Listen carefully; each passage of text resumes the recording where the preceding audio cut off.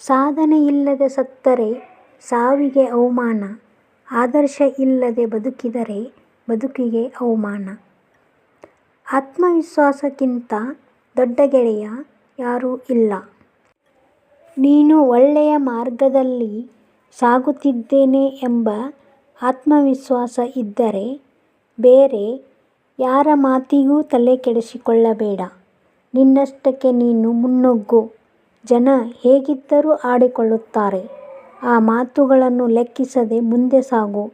ಮುಂದೊಂದು ದಿನ ನಿನ್ನ ಸಾಧನೆ ನೋಡಿ ಅವರೇ ಶರಣಾಗತಿ ಆಗುತ್ತಾರೆ.